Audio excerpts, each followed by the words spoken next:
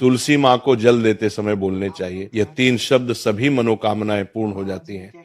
आज की इस कथा में हम जानेंगे तुलसी माँ के पौधे को जल देते समय क्या बोलना चाहिए। एक बार की बात, भगवान विष्णु आराम कर रहे थे, तभी वह माँ लक्ष्मी आई और माँ लक्ष्मी ने भगवान विष्णु से तुलसी माँ को जल देने का महत्व पूछ लिया था। तब भगवान विष्णु ने उन्हें उसका महत्व सुना दिया था। आगे देवी माँ लक्ष्मी कहती हैं, हे स्वामी, आपने मुझे तुलसी माँ को जल देने का महत्व तो बता दिया है, किंतु अब मेरे मन में यह जानने की जिज्ञासा हो रही है कि तुलसी माँ को जल कैसे देना चाहिए। तुलसी माँ को जल देने की सर्वोत्तम विधि कौन सी है तथा तुलसी माँ को जल देने का मंत्र कौन सा है? कृपया आप मुझे इन सभी प्रश्नों का उत्तर दें। तब भगवान विष्णु देवी माँ लक्ष्मी से कहते हैं, हे देवी, जिस प्रकार से मैंने तुम्हें तुलसी माँ का महत्व सुनाया है, उसी प्रकार से तुलसी माँ को जल देते समय बोले जाने वाले मंत्र का भी बड़ा महत्व है। यह मंत्र केवल 3 शब्दों का है, किंतु इसका प्रभाव बहुत कल्याणकारी है। जो भी इंसान प्रतिदिन तुलसी माँ को जल देते समय अपने मुख से केवल ये 3 शब्द बोल देता है, तो साक्षात माँ लक्ष्मी उसके घर में प्रवेश करती है, उसकी दरिद्रता समाप्त हो जाती है, उसे धन धान्य की प्राप्ति होती है। वह मंत्र बताने से पहले मैं आपको तुलसी माँ के इस मंत्र का महत्व सुनाता हूं। इस महत्व को सुन लेने मात्र से ही इंसान के समस्त पाप नष्ट हो जाते हैं। उसे 1000 वर्षों तक तुलसी माँ को जल देने का पुण्य प्राप्त हो जाता है। इसीलिए देवी लक्ष्मी, आप इस कथा को ध्यान से पूरा जरूर सुने। देवी माँ लक्ष्मी कहती है, हे प्रभु, मैं इस कथा को पूरा अवश्य सुनूंगी, आप मुझे तुलसी माँ के मंत्र का महात्म्य सुनाइए। भगवान विष्णु कहते हैं, हे देवी लक्ष्मी, दक्षिण में एक अत्यंत शोभायमान नगरी थी। उस नगरी में रमेश नाम का एक खोटी बुद्धि का ब्राह्मण रहता था। पापियों का तो वह शिरोमणि था। उसका जन्म एक ऐसे ब्राह्मण परिवार में हुआ था जो पाप कर्म करने वाले शास्त्र ज्ञान से शून्य थे। वह जन्म से तो ब्राह्मण था, किंतु कर्म से वह अत्यंत दुराचारी था। वह न पूजा पाठ करता, न ध्यान करता, न जप, न हवन और न ही मेहमानों का सत्कार करता था। उसके द्वार पर आए मेहमानों को बिना दान किए ही क्रूरता पूर्वक भगा देता था। स्त्री लंपट होने के कारण वह सदैव ही पराई स्त्रियों में आसक्त रहता था। उसे मदिरापान करने की भी आदत थी, साथ ही वह मांस खाया करता था। वह दिन में खेत में काम करके पत्ते बेचकर जीविका चलाया करता था और रात में वेश्याओं का सेवन करता था। इस प्रकार से उसे ब्राह्मण ने अनेक वर्षों तक जीवन व्यतीत किया। फिर एक दिन वह दुर्बुद्धि रमेश बेचने के लिए पत्ते इकट्ठा करने के लिए एक रस्सी की वाटिका में घूमने लगा और पत्ते तोड़ने लगा। तभी एक काल रूपधारी काले सर्प ने उसे ब्राह्मण को काट लिया और उसी समय पर उसकी मृत्यु हो गई। उसके बाद 2 यम के दूत उसे लेने के लिए उस स्थान पर प्रकट हुए और उसे उठाकर यमलोक ले जाने लगे। मार्ग में वह यम दूतों के सामने बहुत विलाप करने लगा, हे दूत, मुझे कहाँ ले जा रहे हो? मुझे छोड़ दो, मेरे प्राण बख्श दो। किंतु यमदूत उसे ये कहते हुए ले जाने लगे, अरे दुष्ट ब्राह्मण, तेरे पाप कर्मों के कारण तुझे सांप ने काट लिया है। अब यमदेव तुझे अवश्य घोर नरक में डाल देंगे। फिर यम के दूत उसे ब्राह्मण को लेकर यमलोक पहुंचते हैं और यमदेव के सामने खड़े हो जाते हैं। चित्रगुप्त उसे ब्राह्मण का लेखा जोखा निकालते हैं और यमदेव से कहते हैं, हे धर्मराज, इस ब्राह्मण ने बचपन से लेकर मृत्यु तक पाप ही पाप किया है। इसने कभी कोई पुण्य का काम नहीं किया है। फिर धर्मराज अपने दूतों से कहते हैं, हे दूतों, इस घोर पाप करने वाले ब्राह्मण को उठाकर ले जाओ और उसे नरक में डाल दो। फिर यम के दूत उसे ब्राह्मण को ले जाते हैं और नरक की भयंकर अग्नि में धकेल देते हैं। अनेक वर्षों तक नरक में सजा भुगतने के बाद उस ब्राह्मण को दूसरे जन्म में एक बैल का शरीर मिलता है। बैल का जन्म पाकर वह बोझ उठाने का काम करने लगा। उसका मालिक उससे दिन रात काम करवाने लगा। फिर जब उस बैल की शक्ति कम हुई तो उसके मालिक ने उसे एक लंगड़े आदमी को बेच दिया। उस लंगड़े आदमी ने उस बैल को खुद का बोझ उठाने के लिए उपयोग किया। वो उसकी पीठ पर बैठकर घुमा करता था।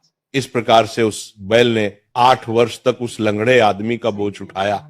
फिर एक दिन वह लंगड़ा आदमी उस बैल की पीठ पर बैठकर किसी ऊंचे पर्वत पर जाने लगता है। उस पर्वत पर बहुत देर तक चढ़ने के कारण वह बैल बहुत थक गया। उसकी शक्ति क्षीण हो गई और कुछ समय बाद वह बैल बहुत जोर से मूर्छित होकर जमीन पर गिर पड़ा और अंतिम सांसें लेने लगा। तभी वहां पर खड़े लोगों को उस बैल पर बड़ी दया आ गई और वे उसके मुख बात कर देखे, मूर्छित होकर में पानी डालने लगे। फिर उन लोगों में एक पुण्य आत्मा व्यक्ति था, उसने उस बैल का कल्याण करने के लिए अपना पुण्य उस बैल को दे दिया। उसे देखकर अन्य लोगों ने भी अपना अपना पुण्य याद करके कुछ पुण्य उस बैल को दे दिया ताकि उसे मुक्ति मिल सके। उसी भीड़ में एक वेश्या भी खड़ी हुई थी, सभी लोग अपना पुण्य उस बैल को दे रहे थे। यह देखकर उस वेश्या ने भी अपना पुण्य उस बैल को दे दिया। कुछ देर बाद उसे बैल की मृत्यु हो जाती है।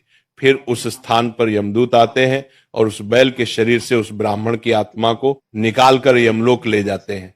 यमलोक ले जाने पर उसे यमदेव के सामने खड़ा किया जाता है और फिर चित्रगुप्त उसका लेखा जोखा देखते हैं तो वे आश्चर्य में पड़ जाते हैं। उस वेश्या के द्वारा उस बैल को दिया हुआ पुण्य बहुत बड़ा होता है। उस पुण्य के प्रभाव से सभी जन्मों के पाप नष्ट हो जाते हैं। फिर यमदेव उस ब्राह्मण के सभी पाप क्षमा करते हैं और कहते हैं, हे ब्राह्मण, उस वेश्या ने तुझे अपना पुण्य देकर तुझ पर बड़ा उपकार किया है।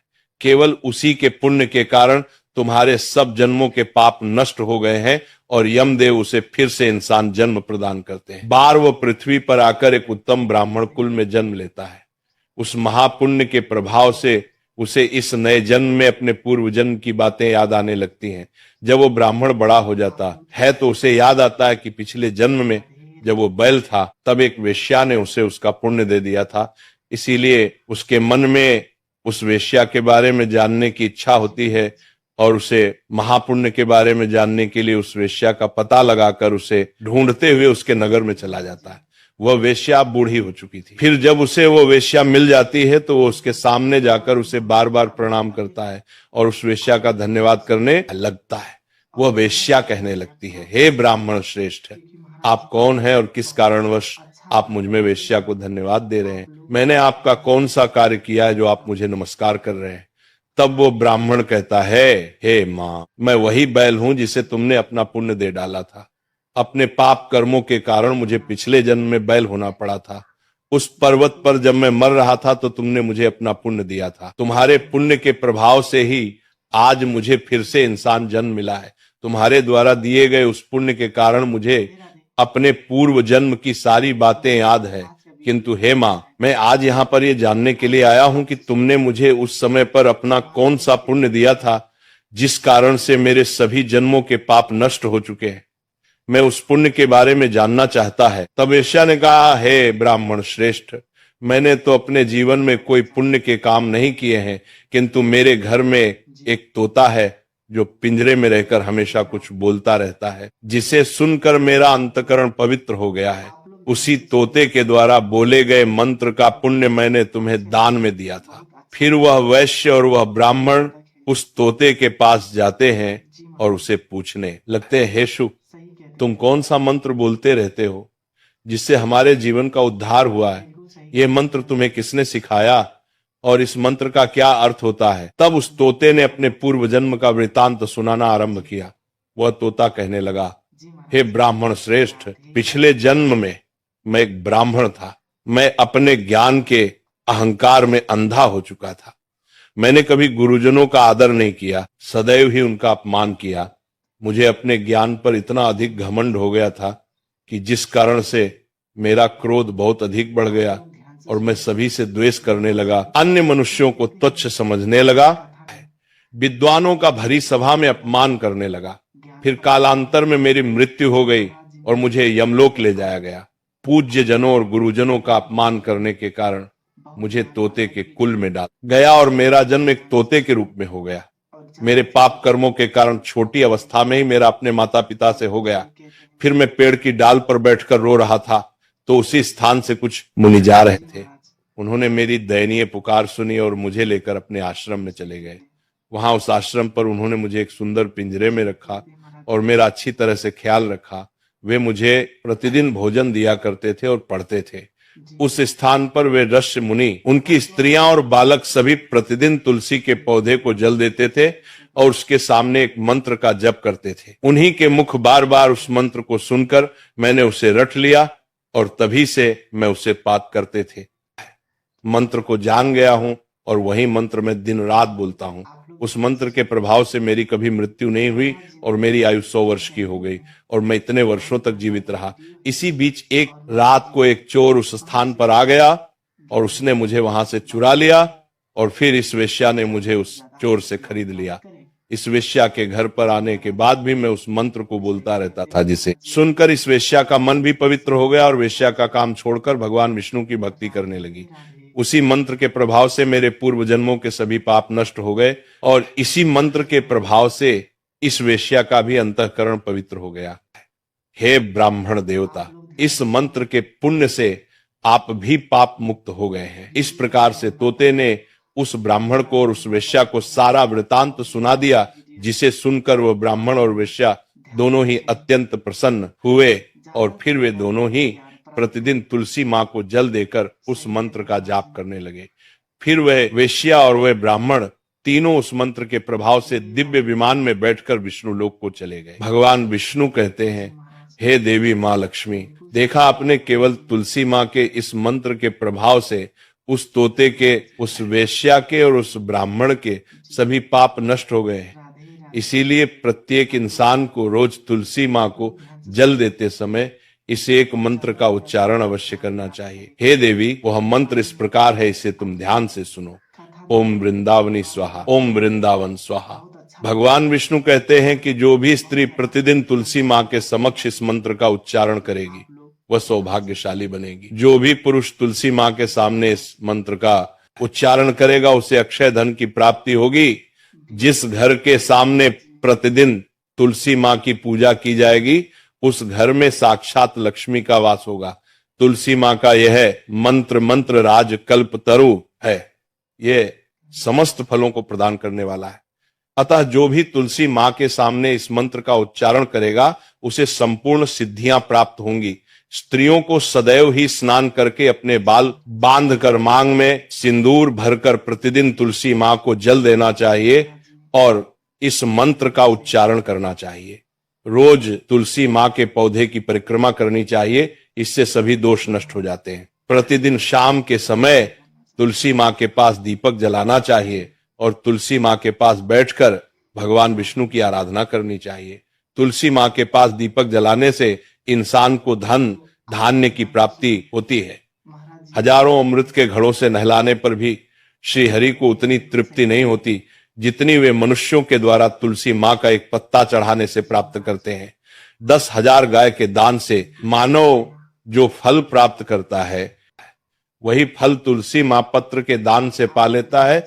जो मृत्यु के समय अपने मुख में तुलसी माँ पत्र का जल पा जाता है वह संपूर्ण पापों से मुक्त होकर भगवान विष्णु के धाम जाता है।